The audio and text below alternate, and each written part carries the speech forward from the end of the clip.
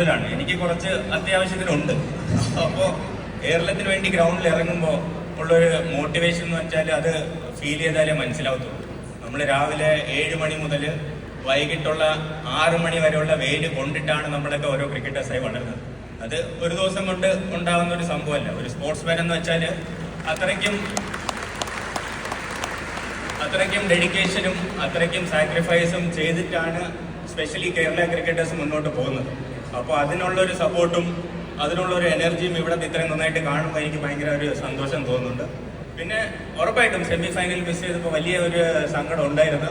പക്ഷേ ഇത് എൻ്റെ ഫീൽഡ് ഞാൻ കേരള ക്രിക്കറ്റിന് കളിച്ച് തുടങ്ങിയപ്പോൾ തന്നെ നമ്മുടെ ബാക്കിയുള്ള കൂട്ടുകാരൊക്കെ ഉണ്ടല്ലോ, തമിഴ്നാട്ടിൽ കളിക്കുന്ന കൂട്ടുകാർ, കർണാടകയിൽ കളിക്കുന്ന കൂട്ടുകാർ, അപ്പോൾ അവരൊക്കെ നമ്മളായിട്ട് കളിക്കുമ്പോൾ ഒരു പുച്ഛമാണ്.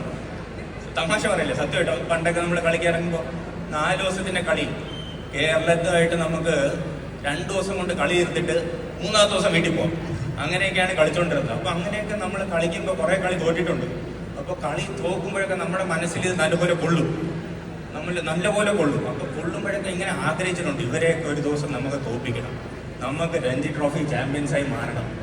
അപ്പോൾ അങ്ങനത്തെ ഒരു ഫീലിംഗ് എൻ്റെ മനസ്സിലും എൻ്റെ കൂടെ കളിക്കുന്ന എല്ലാ പ്ലേയേഴ്സിൻ്റെ മനസ്സിലും ഞാൻ കളിച്ച 15 വർഷമായിട്ട് ഈ ഫീലിംഗ് ഉണ്ട്.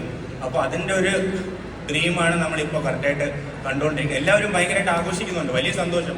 റണ്ണേഴ്സപ്പ് ആയിട്ട് നമ്മൾ ഇത്രയും സന്തോഷമായിട്ട് ഇത് ആഘോഷിക്കുന്നു. പക്ഷേ ഒരു സ്റ്റെപ്പ് കൂടെ ഉണ്ട്, ഇല്ലേ സൽമാൻ? നമുക്ക് രഞ്ജി ട്രോഫി ചാമ്പ്യൻസ് ആയിട്ട് തന്നെ ഇവിടെ നിന്ന് ആഘോഷിക്കും. അപ്പോൾ